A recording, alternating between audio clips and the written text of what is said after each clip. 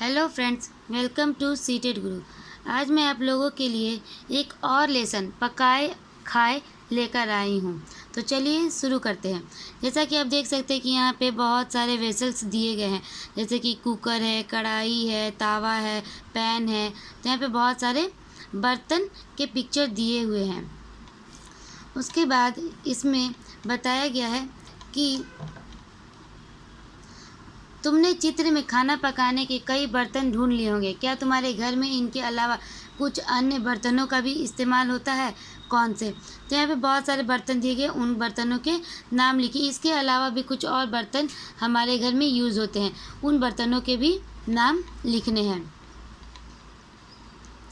अपने बुजुर्गों से पता करो कि पहले किस तरह के बर्तन ज़्यादा काम में आते थे, वे किस चीज़ के बने होते थे। जैसे कि पहले मिट्टी के बर्तन ज़्यादा यूज़ होते थे, पीतल के बर्तन ज़्यादा यूज़ होते थे, लेकिन अभी क्या होता है कि अभी सिर्फ स्टील के बर्तन ज़्यादा यूज़ होते हैं। हम खाने की हर चीज़ को तो पकाकर नहीं खाते। पता करो कि हम किन चीज़ों को कच्चा खाते हैं और किन को पकाकर।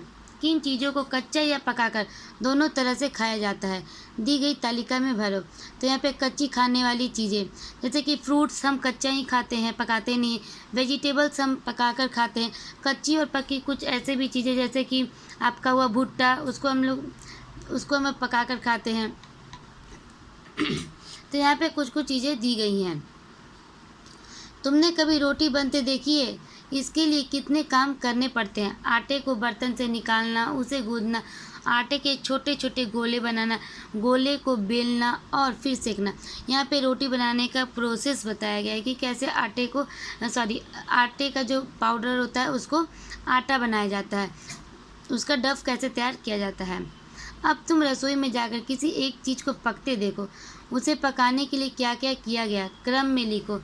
जैसे कि बताया गया कि कैसे रोटी, पहले आटा लिया जाता है, उसके बाद उसको गूंदा जाता है, उसके बाद उसको गोल गोल करके फिर बेला जाता है, फिर उसको तवे पे रखा जाता है।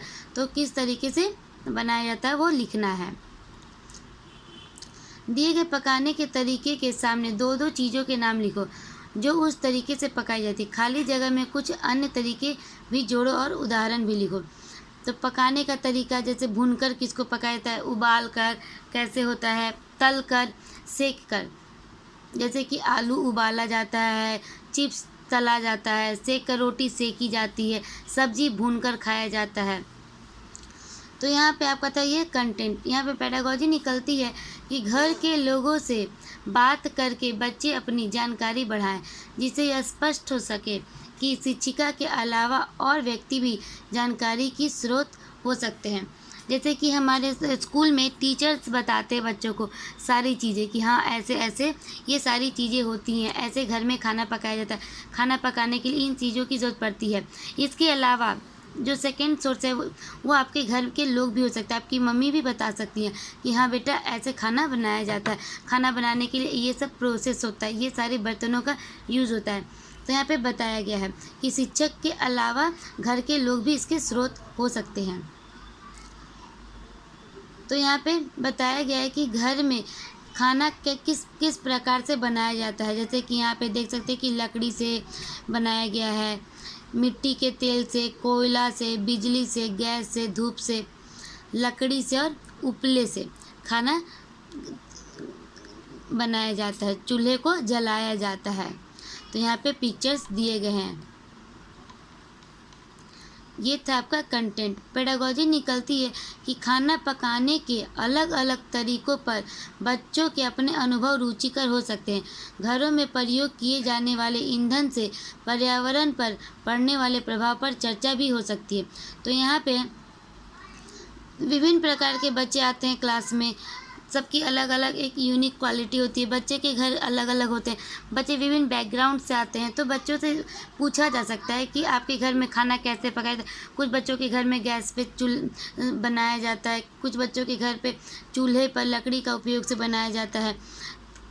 तो ऐसे बच्चों से टीचर्स पूछ सकते हैं कि आपके घर में किस तरह से खाना पकाया जाता है। जैसे कि यहाँ पे आप बिजली से देख सकते हैं। और जैसे कि चूल्हे से खाना बनाया जाता है तो वो हमारे इन्वायरमेंट को बहुत ज़्यादा इफ़ेक्ट करता है। तो इन पर क्लास में चर्चा करवाई जा सकती है। उसके बाद है बच्चों को मिलजुल कर खाने की चीज़ें बनाने में मज़ा आता है। वे अपने परिवेश के अनुसार कुछ चीज़ें बना सकते हैं।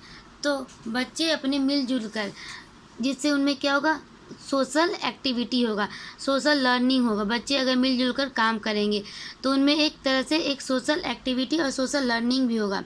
तो बच्चे मिलजुल कर खाना बनाने में उनको बहुत मज़ा आता है और वे अपने परिवेश से ही चीज़ें बनाते हैं। उम्मीद है दोस्तों कि आज का लेसन आपको पसंद आया होगा। अगर मेरा वीडियो पसंद आता है तो मेरे वीडियो को लाइक, शेयर और सब्सक्राइब ज़रूर कीजिएगा।